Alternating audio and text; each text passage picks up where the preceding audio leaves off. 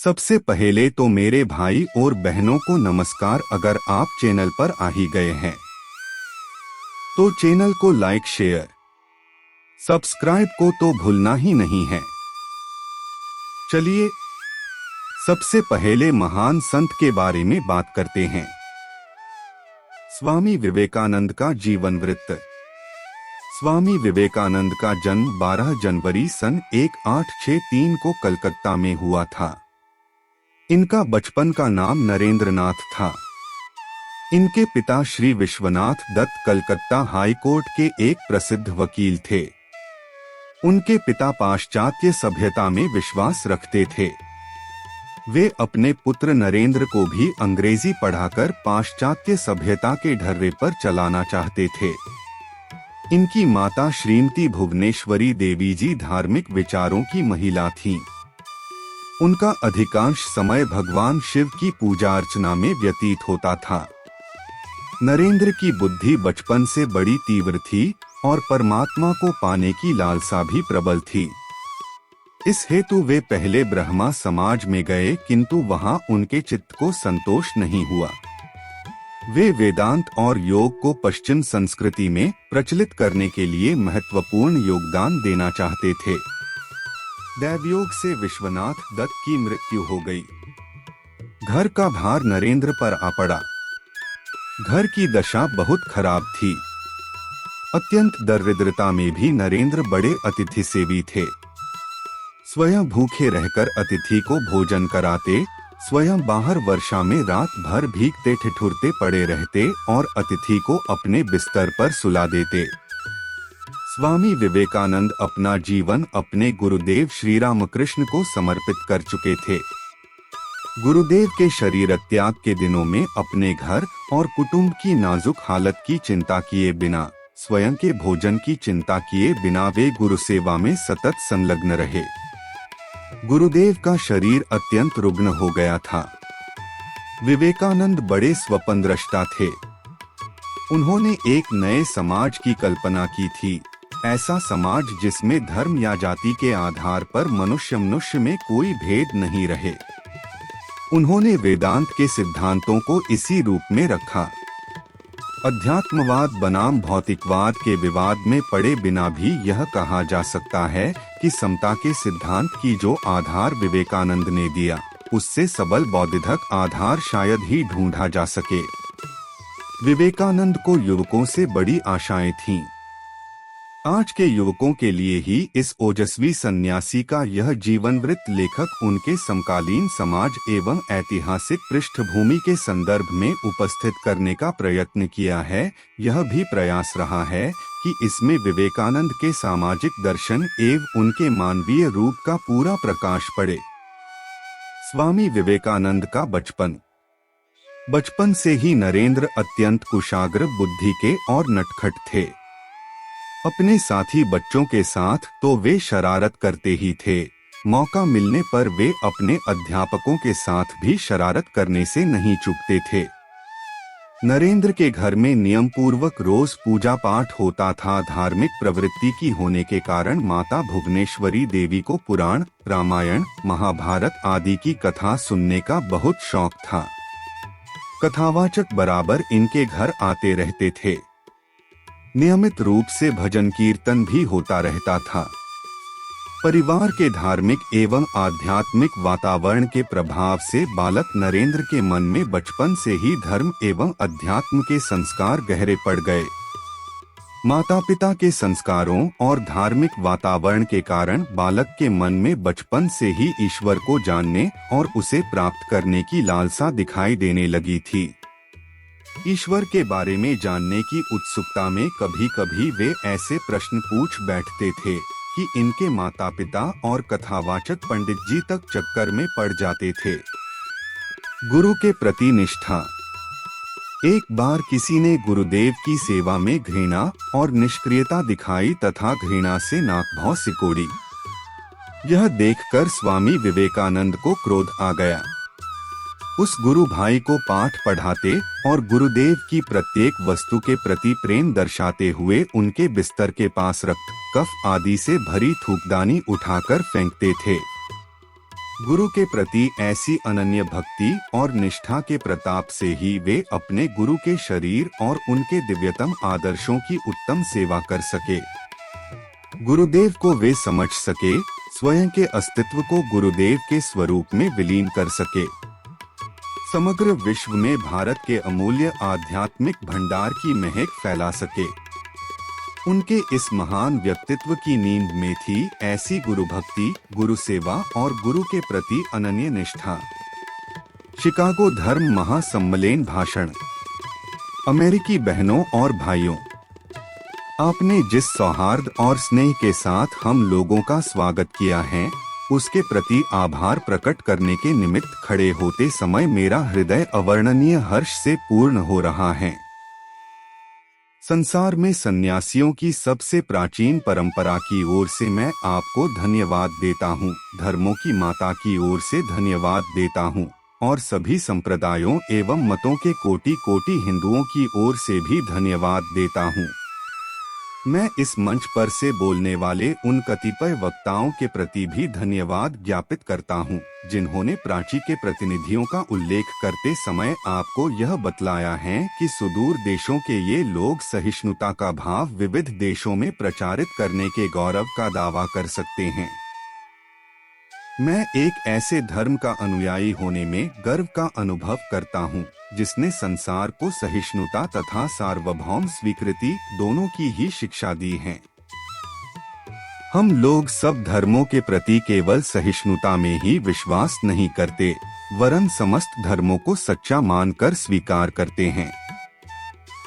मुझे ऐसे देश का व्यक्ति होने का अभिमान है, जिसने इस पृथ्वी के समस्त धर्मों और देशों के उत्पीड़ितों और शरणार्थियों को आश्रय दिया है।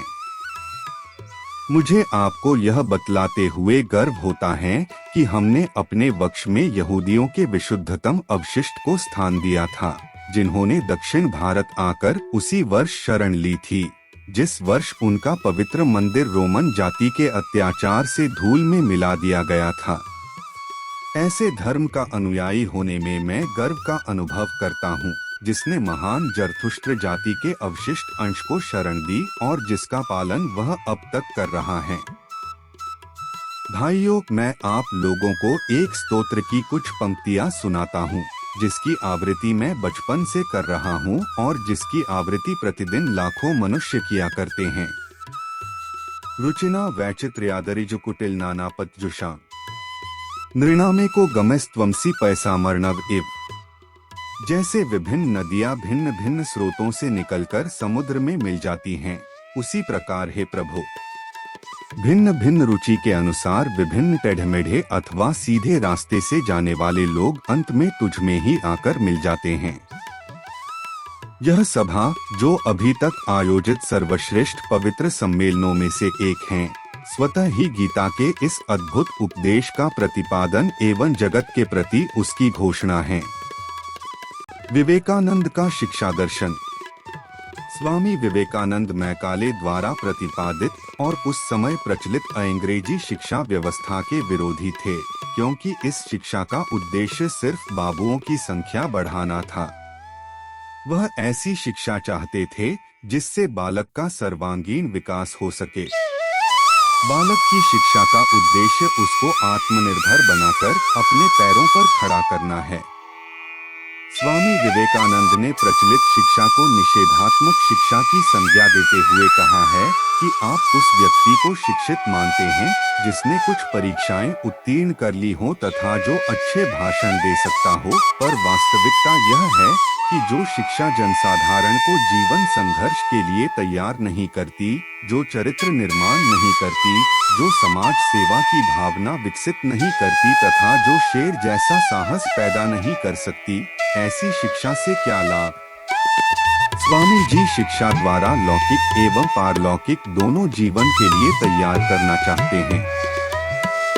लौकिक दृष्टि से शिक्षा के संबंध में उन्होंने कहा है कि हमें ऐसी शिक्षा चाहिए जिससे चरित्र का गठन हो, मन का बल बढ़े, बुद्धि का विकास हो और व्यक्ति स्वावलंबी बने। पारलौकिक दृष्टि से उन्होंने कहा है कि शिक्षा मनुष्य की अंतर्निहित पूर्णता की अभिव्यक्ति है। स्वामी विवेकानंद के शिक्षा दर्शन के आधारभूत सिद्धांत।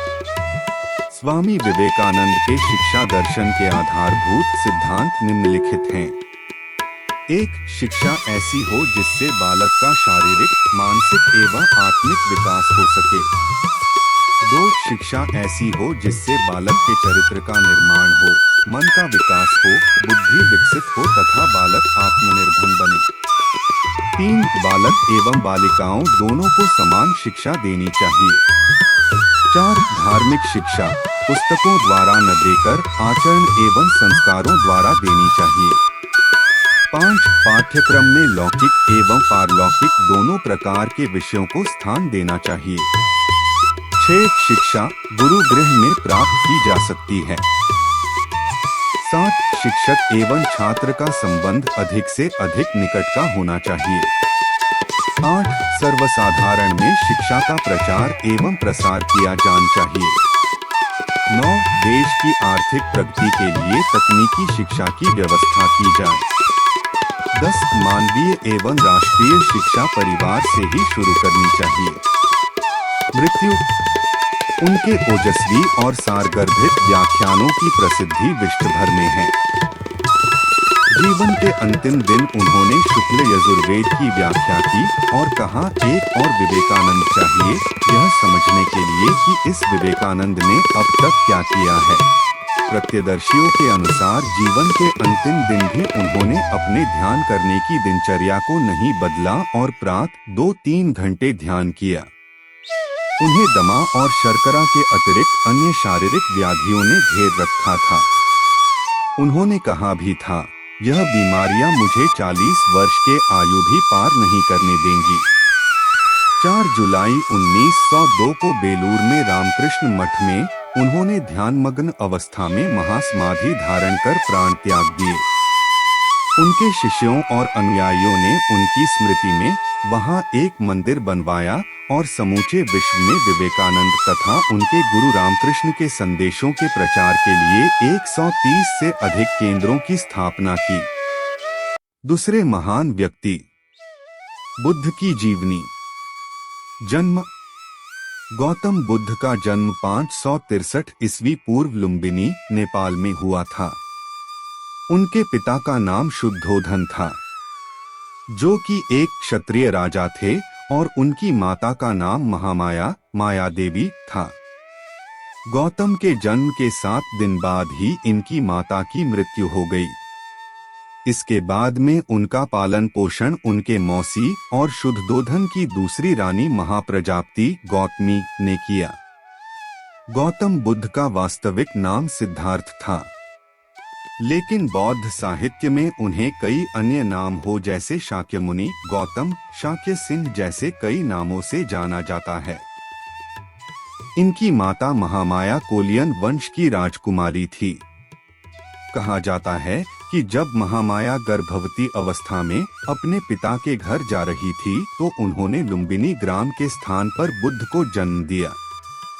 बाद में इसी स्थान पर मौर्य सम्राट अशोक ने यहाँ स्तंभ बनाया जिस पर यह लिखा हुआ था कि यहाँ शाक्यमुनि बुद्ध का जन्म हुआ था। गौतम बुद्ध के जन्म के बाद उनके पिता ने उनकी जन्मपत्री तैयार करने के लिए 2 विद्वानों को बुलाया।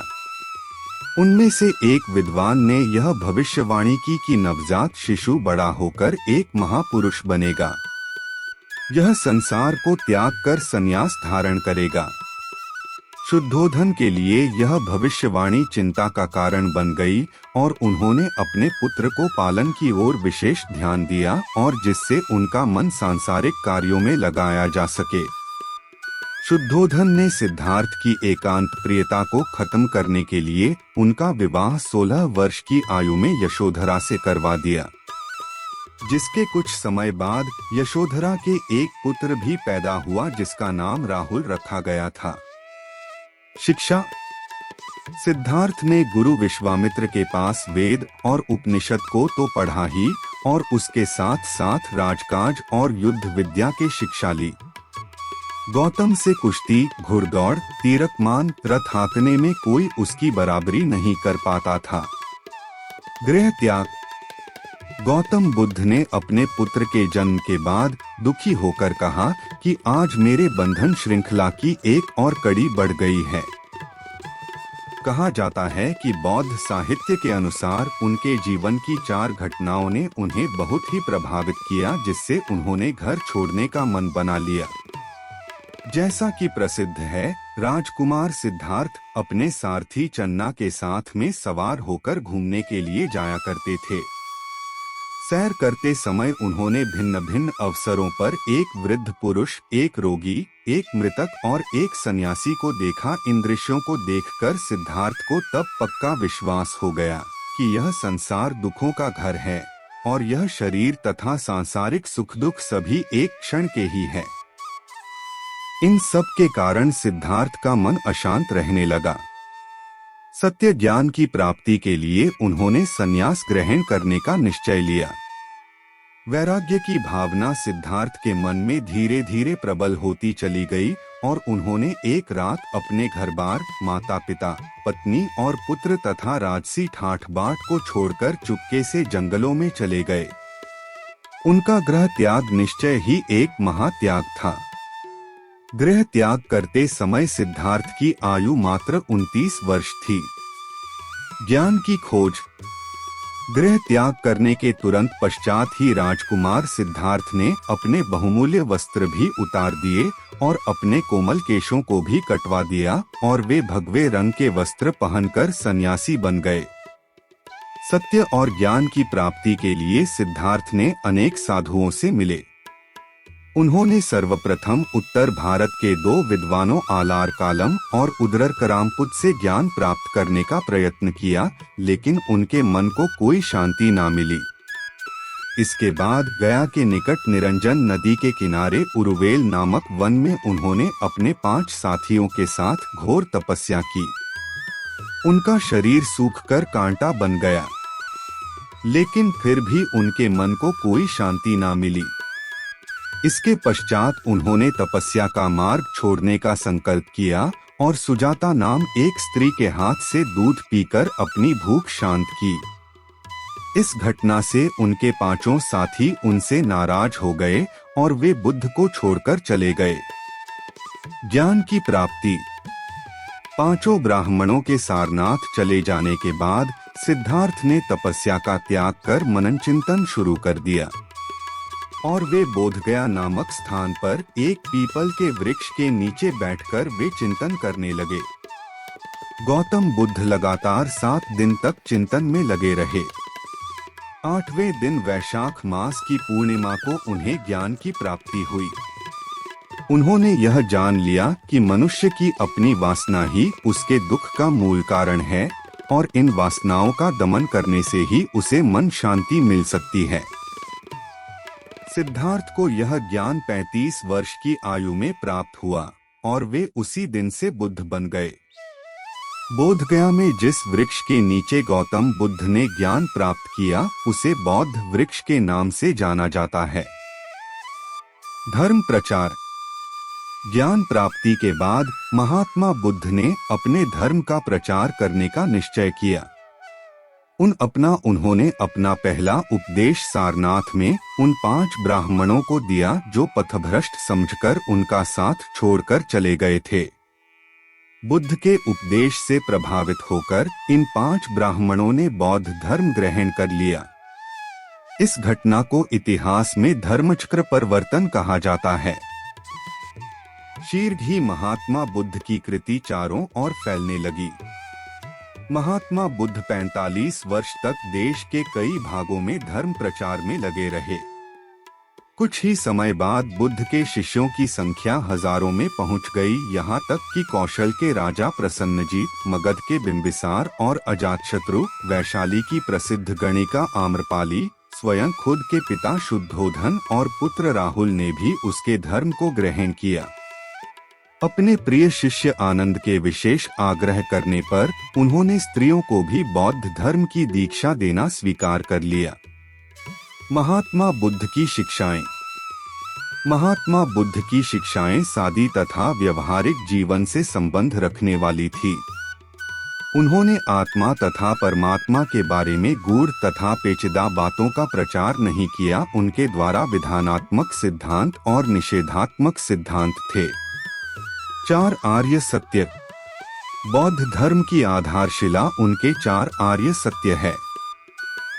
उसके अन्य सिद्धांतों का विकास भी इन शब्दों के आधार पर ही हुआ है। यह 4 आर्य सत्य इस प्रकार है।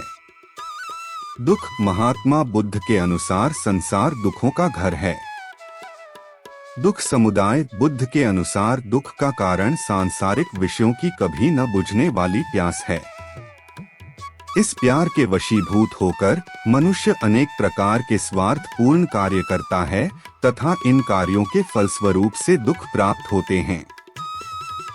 अपनी इच्छाओं के कारण ही मनुष्य सांसारिक बंधनों से मुक्त नहीं हो पाता और बार बार इस संसार में आकर कष्ट भोगता रहता है। दुख निरोध। महात्मा बुद्ध के अनुसार यदि मनुष्य दुख के कारण को ही समाप्त कर दे तो उसे दुखों से मुक्ति प्राप्त हो सकती है। इच्छाओं और वासनाओं का दमन करके मनुष्य दुखों से छुटकारा पा सकता है। त्याग भी दुख निरोध है। दुख निरोध का मार्ग तृष्णा तथा अविद्या आदि दुखों के कारणों को दूर करने के लिए बुद्ध ने जो मार्ग अपनाया वह दुख निरोध मार्ग कहलाता है। इस अष्टांगिक मार्ग कहा गया है। अष्टांगिक मार्ग। महात्मा बुद्ध ने अपने अनुयायियों को 8 सिद्धांत अपनाने का उपदेश दिया जिन्हें बौद्ध दर्शन में अष्ट मार्ग कहा जाता है। ये सिद्धांत वास्तव में उनकी शिक्षाओं का सार है। इन पर चलने से मनुष्य का जीवन पवित्र हो जाता है तथा उनकी इच्छाओं का दमन हो जाता है। अष्ट मार्ग के अनुसार 8 नियम इस प्रकार है। सत्य दृष्टिकोण, सत्य वचन, सत्य विचार, सत्य कर्मों, निर्वाह की विशुद्ध प्रणाली, विशुद्ध और ज्ञान मुक्त प्रयास, सत्य स्मृति और सत्य ध्यान यानी चित्त की एकाग्रता से है। निषेधात्मक सिद्धांत। ईश्वर पूजा में अविश्वास, वेदों में अविश्वास, संस्कृत भाषा में अविश्वास, जाति प्रथा में अविश्वास, तपस्या में अविश्वास, बाह्य आडंबरों का विरोध। मृत्यु। बुद्ध की मृत्यु लगभग 80 वर्ष की आयु में हुई जब वे पावा नगर में गए थे। यहाँ उन्होंने एक लोहार के घर भोजन किया जिससे उन्हें पेचिश हो गई। गोरखपुर में कुशीनगर के स्थान पर पहुंचने पर उनका स्वास्थ्य और अधिक बिगड़ गया और उन्होंने अपने प्राण त्याग दिए। लेकिन कई भारतीय विद्वानों के सूत्रों के अनुसार उनकी मृत्यु 483 ईसा पूर्व में वैशाख मास की पूर्णिमा को मानी जाती है और कई विद्वान बुद्ध की मृत्यु को ऐतिहासिक उदाहरण सहित 487 ईवी में स्वीकार करते हैं। बुद्ध के शरीर त्यागने की इस घटना को बौद्ध लोग महापरिनिर्वाण कहा जाता है। तीसरे, गुरु नानक देव जी। निराकार को मानकर सामाजिक कुरीतियों से लड़े वो, स्थापना कर खालसा की सिखों के प्रथम गुरु बने वो। गुरु नानक देव जी। गुरु नानक देव का जन्म। गुरु नानक देव जी सिख धर्म के संस्थापक और सिखों के प्रथम गुरु हैं। वे एक महान क्रांतिकारी, समाज सुधारक और राष्ट्रवादी गुरु थे। उनका जन्म कार्तिक पूर्णिमा को संबद्ध 1526 अंग्रेजी वर्ष 1469/1469 को तलवंडी, जो वर्तमान में शेखुपुरा, पाकिस्तान, ननकाना साहिब के नाम से प्रसिद्ध स्थान है, में हुआ था। गुरु नानक साहिब जी का जन्मदिन प्रतिवर्ष कार्तिक महीने की पूर्णिमा के दिन मनाया जाता है। गुरु नानक जी के पिता मेहता कालू चंद खत्री और माता तृप्ता देवी थीं। नानक को पंजाब और सिंध का पैगंबर कहा गया है। नानक के पिता मेहता कालू चंद थे, जिन्हें कालू के नाम से जाना जाता था। वह गांव का लेखापाल था। वे एक कृषक भी थे। नानक की माता का नाम तृप्ता देवी थी। उन्होंने अपना अधिकांश बचपन अपनी बड़ी बहन बेबे नानकी के साथ बिताया, क्योंकि वह उनसे प्यार करते थे। नानक की इकलौती बहन नानकी उनसे 5 साल बड़ी थी। साल 1475 में उसने शादी की और सुल्तानपुर चली गई। गुरु नानक देव जी एक अद्भुत एवं विलक्षण और तर्कशील बालक थे। बचपन में उन्होंने दैवीय चीजों के प्रति अपने अलौकिक एवं अद्भुत ज्ञान से अपने शिक्षक को आश्चर्यचकित कर दिया था। मात्र 13 वर्ष की आयु में वे फारसी एवं संस्कृत भाषा के ज्ञाता हो गए थे। गुरु नानक देव की शादी। गुरु नानक देव का विवाह 24 सितंबर 1487 में बालपन में 16 साल की उम्र में गुरदासपुर जिले के लाखौकी नामक स्थान के रहने वाले मूला की बेटी सुलखनी देवी से हुआ था। 32 साल की उम्र में इनके यहाँ पहला बेटा श्री चंद का जन्म हुआ। 4 साल के बाद दूसरे बेटे लक्ष्मी दास का जन्म हुआ।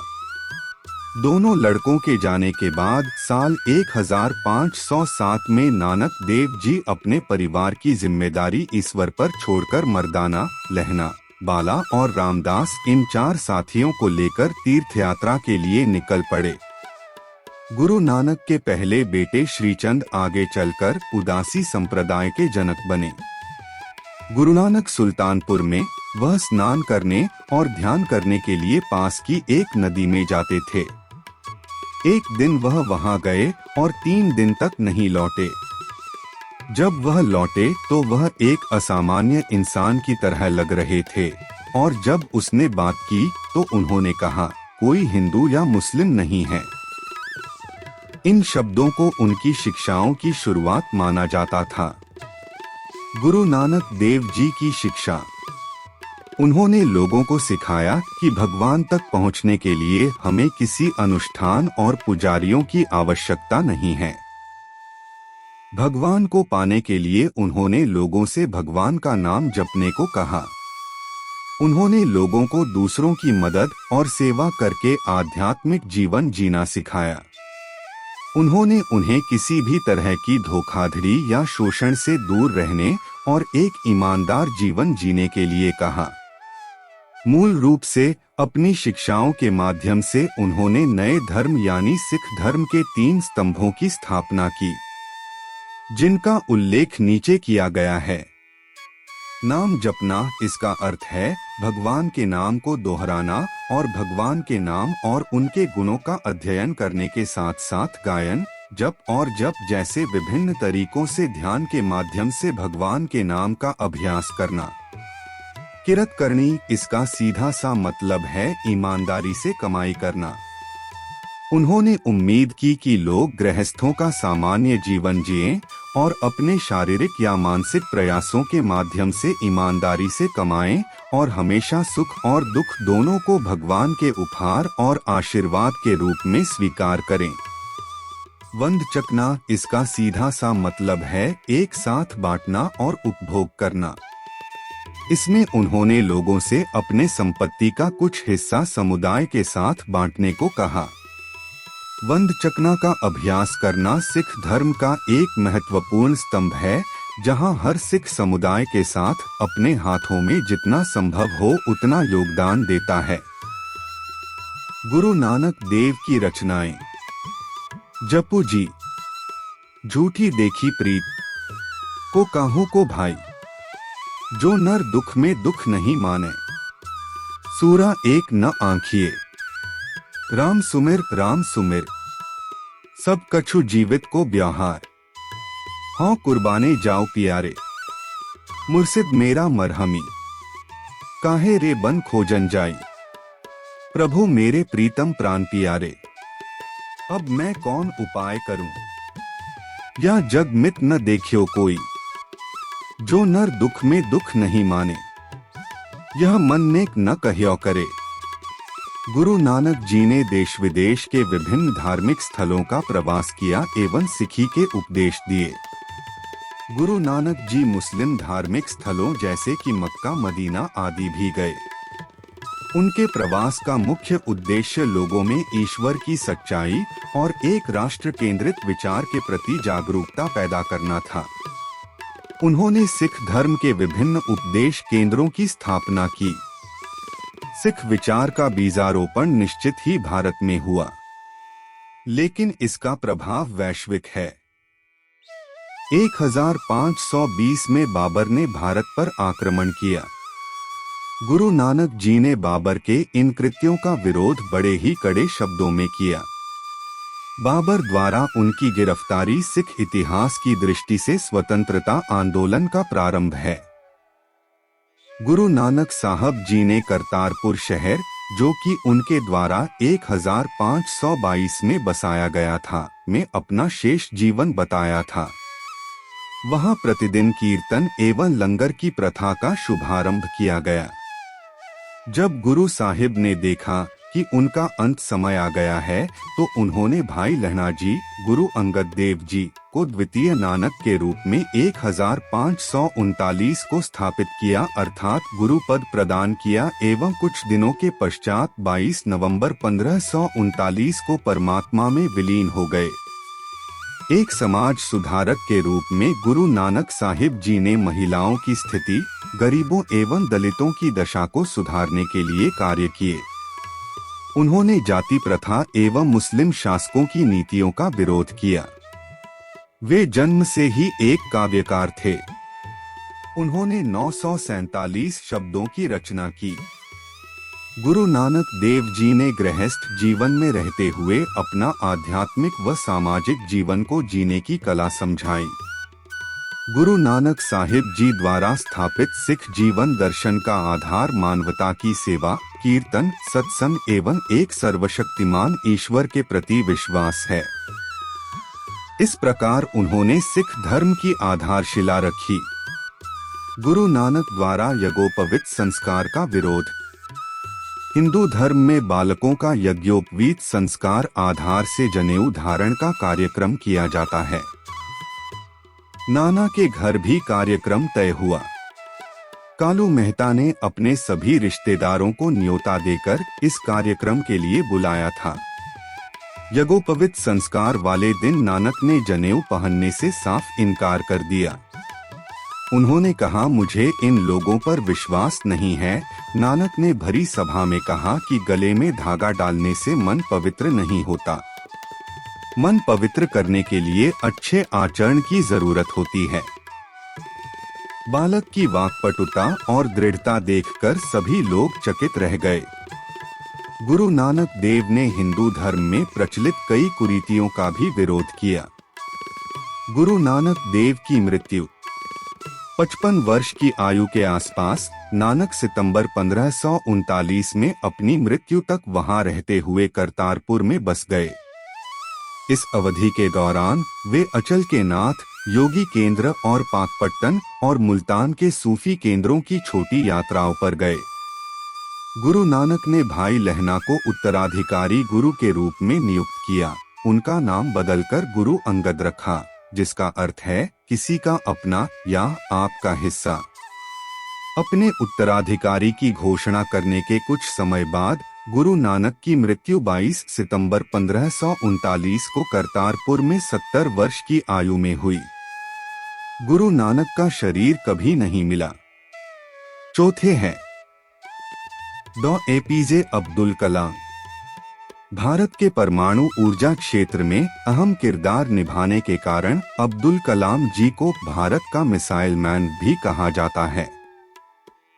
परमाणु हथियार कार्यक्रमों में सम्मिलित होने कारण डॉ. अब्दुल कलाम जी को भारत का सर्वोच्च नागरिक पुरस्कार भी प्रदान किया गया था। हालांकि अब वो हमारे बीच नहीं है, लेकिन भारत देश उनके द्वारा किए गए कामों, योगदान और राष्ट्रपति के रूप में उनके कार्यकाल को हमेशा याद रखेगा। डॉ. एपीजे अब्दुल कलाम प्रारंभिक जीवन। अब्दुल कलाम जी का जन्म तमिलनाडु में रामेश्वरम के तमिल मुस्लिम परिवार में 15 अक्टूबर 1931 को हुआ था। इनके पिता का नाम जैनलाब्दीन, फादर्स नेम था, जो पेशे से नावों को किराए पर देने और बेचने का काम करते थे। कलाम जी के पिता अनपढ़ थे, पर उनके विचार आम सोच से कहीं ऊपर थी। वह उच्च विचारों के धनी व्यक्ति थे और अपनी सभी बच्चों को उच्च शिक्षा देना चाहते थे। इनकी माता का नाम असीमा मदर्स नेम था, जो एक घरेलू गृहिणी थी। अब्दुल कलाम कुल 5 भाई बहन थे, जिसमें 3 बड़े भाई और एक बड़ी बहन थी। जब अब्दुल कलाम का जन्म हुआ तब इनका परिवार गरीबी से जूझ रहा था। परिवार की मदद करने के लिए डॉ एपीजे अब्दुल कलाम ने छोटी सी उम्र में ही अखबार बेचने का काम शुरू कर दिया था। स्कूल के दिनों में वह पढ़ाई में सामान्य थे, परंतु नई चीजों को सीखने के लिए हमेशा तत्पर रहते थे। चीजों को सीखने के लिए वह हमेशा तैयार रहते थे और घंटों पढ़ाई किया करते थे। गणित विषय इनका मुख्य और रुचि वाला विषय था। अब्दुल कलाम प्रारंभिक शिक्षा। डॉक्टर एपीजे अब्दुल कलाम जी की प्रारंभिक शिक्षा Schwartz higher secondary school Ramanathapuram Tamil Nadu से मैट्रिक की शिक्षा प्राप्त की। स्कूल के दिनों में वह अपने एक शिक्षक से बहुत ज्यादा प्रभावित थे, जिनका नाम अयादुरै सोलोमन था। उनके शिक्षक का मानना यह था कि ख्वाहिश, उम्मीद और यकीन को हमेशा अपने जीवन में रखना चाहिए। इन मूल मंत्रों पर काबू करना बहुत जरूरी है। इन 3 मूल मंत्रों के कारण आप अपनी मंजिल को बिना किसी परेशानी के पा सकते हैं।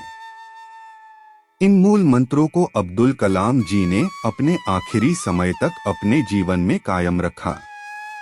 अपनी प्रारंभिक शिक्षा पूरी करने के बाद डॉ एपीजे अब्दुल कलाम ने तिरुचिरापल्ली के सेंट जोसेफ कॉलेज से 1954 भौतिक विज्ञान में B0S0C B.Sc की डिग्री प्राप्त की। इसके बाद 1955 में वह मद्रास चले गए। कलाम जी को लड़ाकू पायलट बनना था, जिसके लिए उन्होंने institute of technology in aerospace engineering में शिक्षा ग्रहण की, परंतु परीक्षा में उन्हें 9वां स्थान मिला, जबकि आईएएफ ने 8 परिणाम घोषित किए, जिसके कारण वह सफल नहीं हो पाए। स्नातक की पढ़ाई पूरी करने के बाद डॉक्टर एपीजे अब्दुल कलाम एक प्रोजेक्ट पर काम करने लगे थे और प्रोजेक्ट इंचार्ज ने रॉकेट के मॉडल मात्र 3 दिन में पूरा करने का समय दिया था और साथ में यह भी कहा था कि अगर यह मॉडल ना बन पाया तो उनकी स्कॉलरशिप रद्द हो जाएंगी। फिर क्या था? अब्दुल कलाम जी ने न रात देखी, ना ही दिन देखा, ना भूख देखी, ना ही प्यास देखी। मात्र 24 घंटे में अपने लक्ष्य को पूरा किया और रॉकेट का मॉडल तैयार कर दिया। प्रोजेक्ट इंचार्ज को विश्वास नहीं हुआ कि यह मॉडल इतनी जल्दी पूरा हो जाएगा। उस मॉडल को देखकर प्रोजेक्ट इंचार्ज भी आश्चर्यचकित हो गए थे। इस प्रकार डॉ एपीजे अब्दुल कलाम ने अपने जीवन कई चुनौतियों का डटकर सामना किया। अब्दुल कलाम करियर। डॉ एपीजे अब्दुल कलाम करियर। स्नातक की पढ़ाई पूरी करने के बाद कलाम जी ने रक्षा अनुसंधान और विकास संगठन में एक वैज्ञानिक के रूप में शामिल हुए। इन्होंने प्रसिद्ध वैज्ञानिक विक्रम साराभाई के साथ भी काम किया। 1969 में डॉ एपीजे अब्दुल कलाम इसरो आ गए और वहां पर इन्होंने परियोजना निर्देशक के पद पर काम किया। इसी पद पर काम करते समय भारत का प्रथम उपग्रह रोहिणी पृथ्वी की कक्षा में वर्ष 1980 में स्थापित किया गया। इसरो में शामिल होना डॉ एपीजे अब्दुल कलाम के लिए बहुत ही सौभाग्य की बात थी, क्योंकि उनको ऐसा लगा कि जिस उद्देश्य के लिए वह जी रहे हैं, उनका वह उद्देश्य पूरा होने लगा है। वर्ष 1963 से 64 में अब्दुल कलाम ने अमेरिकी संगठन नासा में भी दौरा किया। भारत के प्रसिद्ध परमाणु वैज्ञानिक राजा रमन्ना ने पहला परमाणु परीक्षण किया, जिसमें कलाम जी को परीक्षण करने के लिए बुलाया गया। 1970 से 1980 के दशक में डॉ अब्दुल कलाम अपने कार्य की सफलता के कारण देश के प्रसिद्ध वैज्ञानिक बन गए और ख्याति बढ़ने के कारण उस समय की प्रधानमंत्री श्रीमती इंदिरा गांधी ने अपने कैबिनेट की मंजूरी के बिना ही कुछ गुप्त कार्यों के लिए अनुमति दी थी। डॉ एपीजे अब्दुल कलाम का राष्ट्रपति बनने का सफर। भारत के राष्ट्रपति रहने के दौरान डॉक्टर कलाम अपने कार्यों की सफलता और अपनी उपलब्धियों के कारण राष्ट्रीय जनतांत्रिक गठबंधन (एनडीए) की सरकार ने डॉ एपीजे अब्दुल कलाम को 2002 को राष्ट्रपति पद के लिए उम्मीदवार बनाया। अब्दुल कलाम जी ने अपने प्रतिद्वंदी लक्ष्मी सहगल को भारी मतों से हराकर 25 जुलाई 2002 को भारत के 11वें राष्ट्रपति के रूप में शपथ ली। डॉक्टर एपीजे अब्दुल कलाम एक ऐसे राष्ट्रपति है जिनको राष्ट्रपति बनने से पहले भारत रत्न का पुरस्कार मिल चुका है। अब्दुल कलाम से पहले 2 और राष्ट्रपति डॉ जाकिर हुसैन और डॉ राधाकृष्णन को यह भारत रत्न का पुरस्कार भी मिल चुका है। राष्ट्रपति के दायित्व से मुक्ति होने के बाद डॉ कलाम ने कई शैक्षणिक संस्थानों में मानद फेलो व एक विजिटर प्रोफेसर बन गए थे। उन्होंने बनारस हिंदू यूनिवर्सिटी में जैसे मानी यूनिवर्सिटी में भी सूचना प्रौद्योगिकी में कार्य किया। कलाम हमेशा से ही देश के युवाओं के लिए प्रेरणा स्रोत रहे हैं। डॉ कलाम हमेशा से युवाओं के भविष्य को बेहतर बनाने के लिए कई तरह के प्रयास करते रहे हैं। अब्दुल कलाम का उद्देश्य यह था कि वह भारत से भ्रष्टाचार को हटा दें। देश के युवाओं ने उनकी लोकप्रियता को देखकर डॉ अब्दुल कलाम को 2 बार MTV youth icon of the year award से नवाजा था। डॉ एपीजे अब्दुल कलाम द्वारा लिखी गई कुछ प्रसिद्ध किताबें अब्दुल कलाम जी ने अपने विचारों को अपनी 4 किताबों में भी डाला है, जिनके नाम इस प्रकार है: India 2020, a vision for the new millennium, my journey, ignited minds, unleashing the powers within India. इन पुस्तकों को विदेशी भाषाओं और भारत के कई अन्य भाषाओं में अनुवाद किया जा चुका है। फिल्म 2011 में आई एक फिल्म जिसका नाम आई एम कलाम है, जिसमें एक गरीब लड़का जिसके मन में कलाम के सकारात्मक विचारों को चित्रित किया गया। उनके सम्मान में वह लड़का अपना नाम कलाम रख लेता है। उसको बहुत ही खूबसूरती से दिखाया गया है। डॉ एपीजे अब्दुल कलाम का निधन। 27 जुलाई 2015 को डॉ कलाम 84 साल के उम्र में भारतीय प्रबंधन संस्थान IIM शिलांग में रहने योग्य ग्रह पर अपना विचार व्यक्त कर रहे थे, जब उन्हें कार्डियक अटैक हुआ और वो वहीं बेहोश हो गए। लगभग शाम को 6:30 बजे उन्हें बेथानी अस्पताल में ICU में ले जाया गया, जहां 2 घंटे के बाद उनकी मृत्यु हो गई। 30 जुलाई 2015 को उनके पैतृक गांव रामेश्वरम के पास उनका अंतिम संस्कार हुआ। उनके अंतिम अनुष्ठान के समय कम से कम 3,50,000 लोग शामिल थे, जिसमें भारत के प्रधानमंत्री श्री नरेंद्र मोदी, तमिलनाडु के राज्यपाल, कर्नाटक, केरल और आंध्र प्रदेश के मुख्यमंत्री आदि लोग शामिल थे। अगर व्यक्तिगत जीवन के बारे में कहा जाए तो डॉ कलाम पूरी तरह अनुशासन का पालन करने वाले थे। कलाम जी श्रीमद् भागवत गीता और कुरान दोनों का अध्ययन करते थे। भारत को विकासशील देश से विकसित देश बनाने का उनका बहुत बड़ा सपना था। बच्चों और युवाओं के कलाम जी हमेशा से ही प्रेरणा स्रोत रहेंगे। इस प्रकार आज हमने डॉ एपीजे अब्दुल कलाम के आत्मजीवन के बारे में बताया। 5 वे हैं। डॉक्टर बाबा साहेब अम्बेडकर। डॉक्टर बाबा साहेब अम्बेडकर का मूल नाम भीमराव था। उनके पिता श्री रामजी वल्द मालोजी सकपाल महू में ही मेजर सूबेदार के पद पर एक सैनिक अधिकारी थे। अपनी सेवा के अंतिम वर्ष उन्होंने और उनकी धर्मपत्नी भीमाबाई ने कालीपलटन स्थित जन्मस्थली स्मारक की जगह पर विद्यमान एक बैरेक में गुजारे। सन 1891 में 14 अप्रैल के दिन जब रामजी सूबेदार अपनी ड्यूटी पर थे, 12 बजे यहीं भीमराव का जन्म हुआ। कबीर पंथी पिता और धर्मर्मपरायण माता की गोद में बालक का आरंभिक काल अनुशासित रहा। शिक्षा। बालक भीमराव का प्राथमिक शिक्षण दापोली और सतारा में हुआ। बम्बई के एल्फिंस्टोन स्कूल से वह 1907 में मैट्रिक की परीक्षा पास की। इस अवसर पर एक अभिनंदन समारोह आयोजित किया गया और उसमें भेंट स्वरूप उनके शिक्षक श्री कृष्णाजी अर्जुन केलुस्कर ने स्वलिखित पुस्तक बुद्ध चरित्र उन्हें प्रदान की।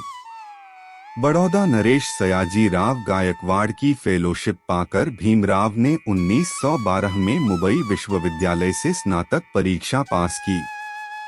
संस्कृत पढ़ने पर मनाही होने से वह फारसी लेकर उत्तीर्ण हुए।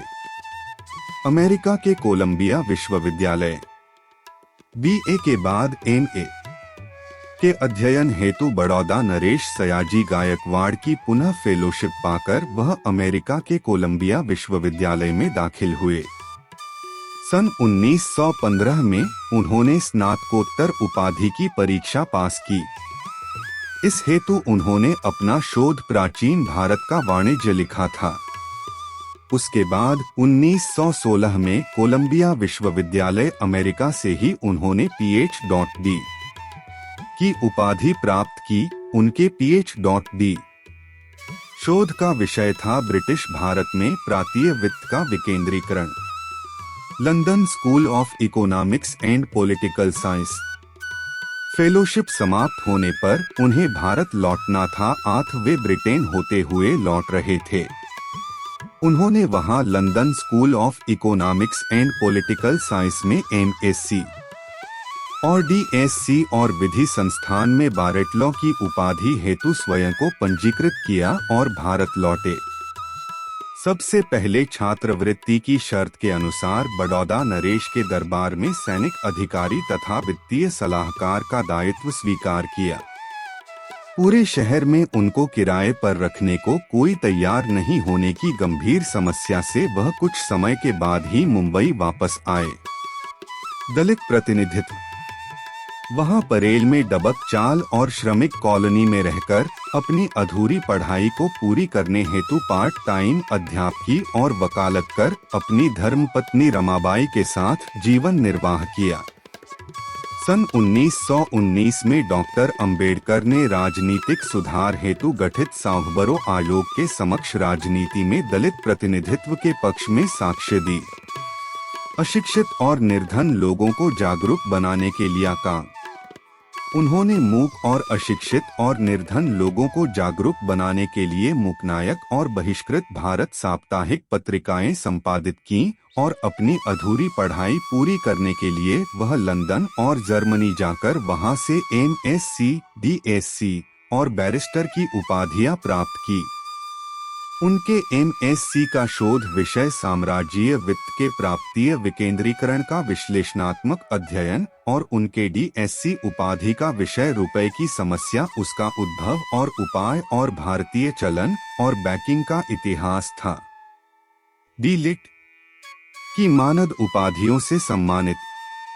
बाबा साहेब डॉक्टर अंबेडकर को कोलंबिया विश्वविद्यालय ने LLE और उस्मानिया विश्वविद्यालय ने D.Litt की मानद उपाधियों से सम्मानित किया था।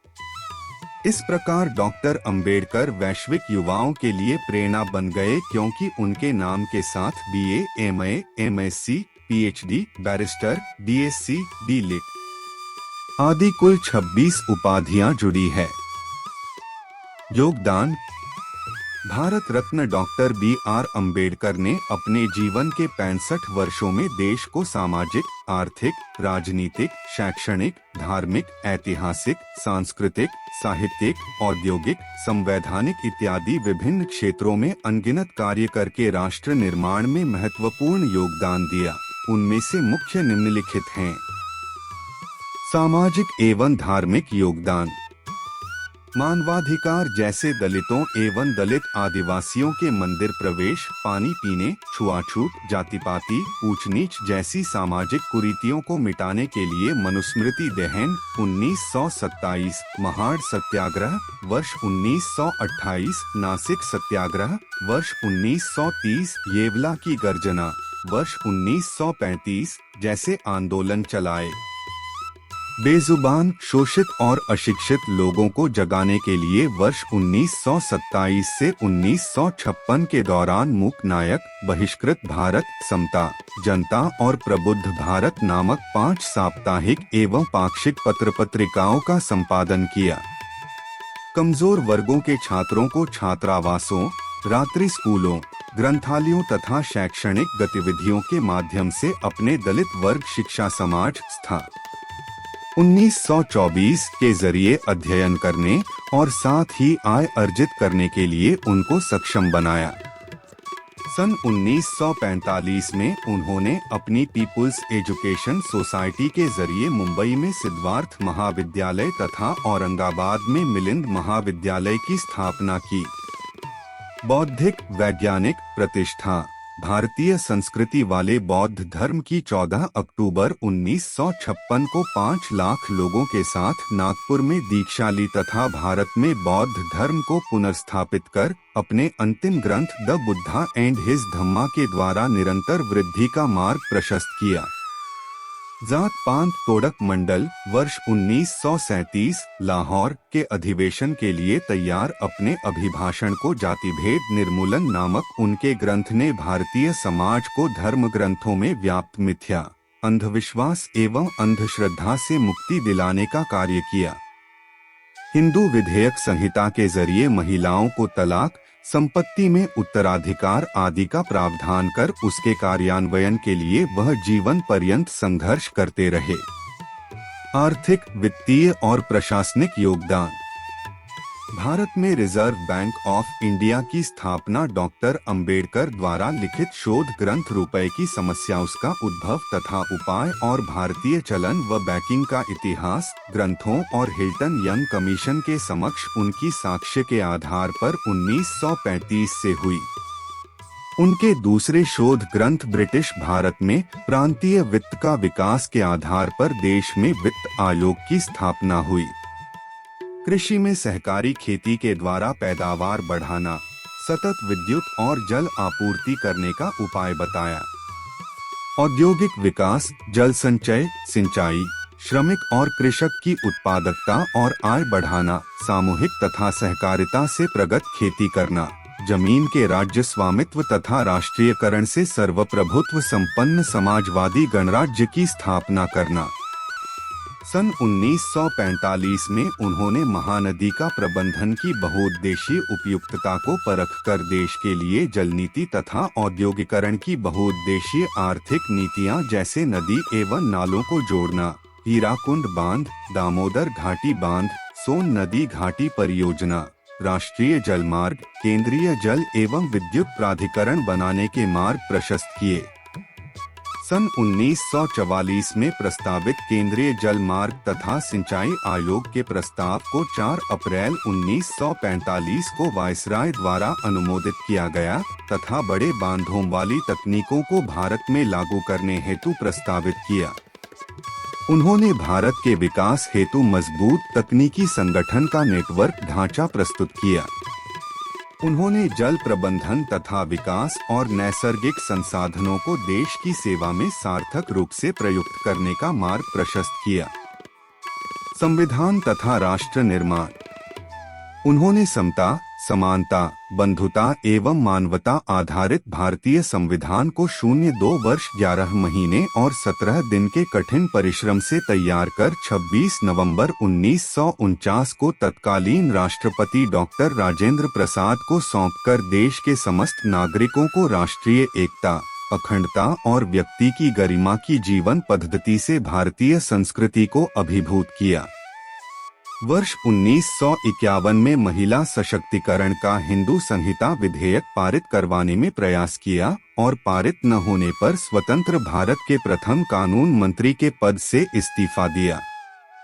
वर्ष 1955 में अपना ग्रंथ भाषाई राज्यों पर विचार प्रकाशित कर आंध्र प्रदेश, मध्य प्रदेश, बिहार, उत्तर प्रदेश और महाराष्ट्र को छोटे छोटे और प्रबंधन योग्य राज्यों में पुनर्गठित करने का प्रस्ताव दिया था, जो उसके 45 वर्षों बाद कुछ प्रदेशों में साकार हुआ। निर्वाचन आयोग, योजना आयोग, वित्त आयोग, महिला पुरुष के लिए समान नागरिक हिंदू संहिता, राज्य पुनर्गठन, बड़े आकार के राज्यों को छोटे आकार में संगठित करना, राज्य के नीति निर्देशक तत्व, मौलिक अधिकार, मानवाधिकार, कंप्ट्रोलर व ऑडिटर जनरल, निर्वाचन आयुक्त तथा राजनीतिक ढांचे को मजबूत बनाने वाली सशक्त सामाजिक, आर्थिक, शैक्षणिक एवं विदेश नीति बनाई। प्रजातंत्र को मजबूती प्रदान करने के लिए राज्य के तीनों अंगों न्यायपालिका, कार्यपालिका एवं विधायिका को स्वतंत्र और पृथक बनाया तथा समान नागरिक अधिकार के अनुरूप एक व्यक्ति, एक मत और एक मूल्य के तत्व को प्रस्थापित किया। विधायिका, कार्यपालिका एवं न्यायपालिका में अनुसूचित जाति एवं जनजाति के लोगों की सहभागिता संविधान द्वारा सुनिश्चित की तथा भविष्य में किसी भी प्रकार की विधायिकता जैसे ग्राम पंचायत, जिला पंचायत, पंचायत राज इत्यादि में सहभागिता का मार्ग प्रशस्त किया। सहकारी और सामूहिक खेती के साथ साथ उपलब्ध जमीन का राष्ट्रीयकरण कर भूमि पर राज्य का स्वामित्व स्थापित करने तथा सार्वजनिक प्राथमिक उद्यमों यथा बैंकिंग, बीमा आदि उपक्रमों को राज्य नियंत्रण में रखने की पुरजोर सिफारिश की तथा कृषि की छोटी जोतों पर निर्भर बेरोजगार श्रमिकों को रोजगार के अधिक अवसर प्रदान करने के लिए उन्होंने औद्योगिकरण की सिफारिश की। शिक्षा, सामाजिक सुरक्षा एवं श्रम कल्याण। वायसराय की काउंसिल में श्रम मंत्री की हैसियत से श्रम कल्याण के लिए श्रमिकों की 12 घंटे से घटाकर 8 घंटे कार्यसमय, समान कार्य समान वेतन, प्रसूति अवकाश, संवैतनिक अवकाश, कर्मचारी राज्य बीमा योजना, स्वास्थ्य सुरक्षा, कर्मचारी भविष्य निधि अधिनियम 1952 बनाना, मजदूरों एवं कमजोर वर्ग के हितों के लिए तथा सीधे सत्ता में भागीदारी के लिए स्वतंत्र मजदूर पार्टी का गठन कर 1937 के मुंबई प्रेसिडेंसी चुनाव में 17 में से उन्होंने 15 सीटें जीती। कर्मचारी राज्य बीमा के तहत स्वास्थ्य, अवकाश, अपंग सहायता, कार्य करते समय आकस्मिक घटना से हुए नुकसान की भरपाई करने और अन्य अनेक सुरक्षात्मक सुविधाओं को श्रम कल्याण में शामिल किया। कर्मचारियों को दैनिक भत्ता, अनियमित कर्मचारियों को अवकाश की सुविधा, कर्मचारियों के वेतन श्रेणी की समीक्षा, भविष्य निधि, कोयला खदान तथा माइका खनन में कार्यरत कर्मियों को सुरक्षा संशोधन विधेयक सन 1944 में पारित करने में उन्होंने महत्वपूर्ण भूमिका निभाई। सन 1946 में उन्होंने निवास, जल आपूर्ति, शिक्षा, मनोरंजन, सहकारी प्रबंधन आदि से श्रम कल्याण नीति की नींव डाली तथा भारतीय श्रम सम्मेलन की शुरुआत की जो अभी निरंतर जारी है, जिसमें प्रतिवर्ष मजदूरों के ज्वलंत मुद्दों पर प्रधानमंत्री की उपस्थिति में चर्चा होती है और उसके निराकरण के प्रयास किए जाते हैं। श्रम कल्याण निधि के क्रियान्वयन हेतु सलाहकार समिति बनाकर उसे जनवरी 1944 में अंजाम दिया।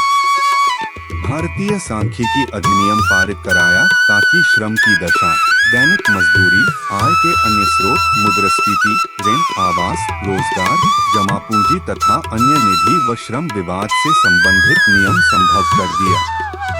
8 नवंबर 1943 को उन्होंने 1926 से लंबित भारतीय श्रमिक अधिनियम को सक्रिय बनाकर उसके तहत भारतीय श्रमिक संघ संशोधन विधेयक प्रस्तावित किया और श्रमिक संघ को सख्ती से लागू कर दिया। स्वास्थ्य बीमा योजना, भविष्य निधि अधिनियम, कारखाना संशोधन अधिनियम, श्रमिक विवाद अधिनियम, न्यूनतम मजदूरी अधिनियम और विधिक हड़ताल के अधिनियमों को श्रमिकों के कल्याणार्थ निर्माण कराया। Thanks for watching my video.